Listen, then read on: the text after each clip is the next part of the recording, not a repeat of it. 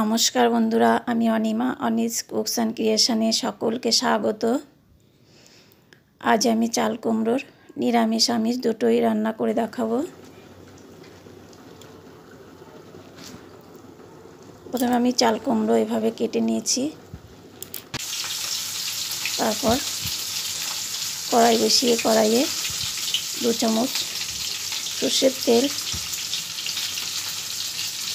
শুকনো লঙ্কা, কালো জিরে আর একটু জিরে ফোড়ন দিয়ে তাতে কুচানো কাঁচা লঙ্কা দিয়েছি। এখানে লঙ্কাটা যে যার পছন্দ অনুযায়ী দিতে পারেন, যে যেমন ঝাল খায়।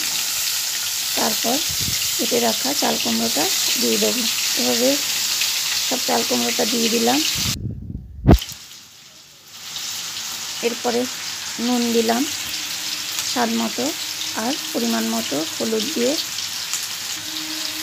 একটু নেড়ে চেড়ে 5 মিনিটের জন্য ঢেকে দেবো।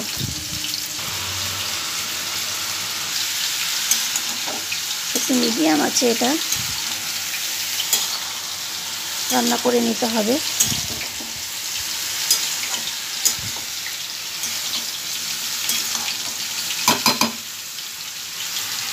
আর এদিকে আমি একটা কড়াইয়ে মাছের মাথা ভেজে নেব। এখানে কাতলা মাছের মাথা। প্রথমে নিরামিষটা রান্না করে নিয়ে তারপরে মাছের মাথা দিয়ে বাকি চাল কুমড়োটা রান্না করব। কারণ বাড়ির সবাই একই খাবার খেতে পছন্দ করে না, কোনো বাড়িতে এটা সম্ভব নয়। খাবারের ব্যাপারটাও সকলের আলাদা আলাদা হয়। কেউ মাছ খেতে পছন্দ করে, কেউ মাংস বা কেউ নিরামিষ, এটাই স্বাভাবিক। আর সেই অনুযায়ী রান্নাটা করে নিতে হয়। আর সেটা একসঙ্গে এভাবে করা যায়।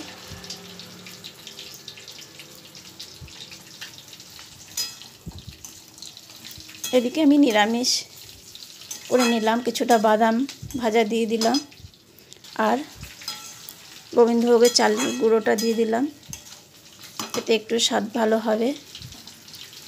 আর চিনেবাদাম ভাজা দিয়ে দিলাম, এটাও আগে থেকে ভেজে নিয়েছি।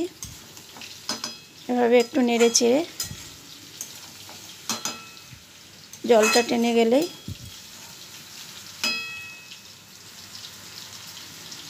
একটু মিষ্টি দিয়ে দেবো। একটু মিষ্টি দিলে ভালো লাগে খেতে।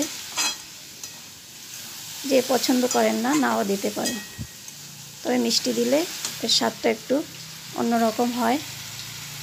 আর দিয়ে দিলাম একটু ভাজা মশলার গুঁড়ো।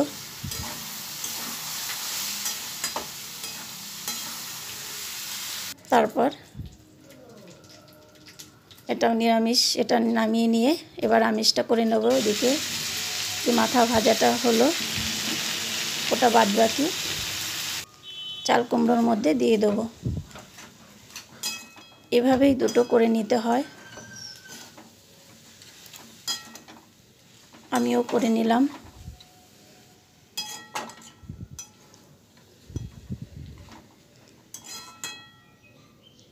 এরপর এটাও আলাদা নামিয়ে নেব। সামান্য আর একটু ভাজা মশলা দেবো, যেহেতু মাছের মাথাটা দেওয়া হয়েছে পরে। এভাবেই করে নিলাম। ধন্যবাদ, সবাই ভালো থাকুন।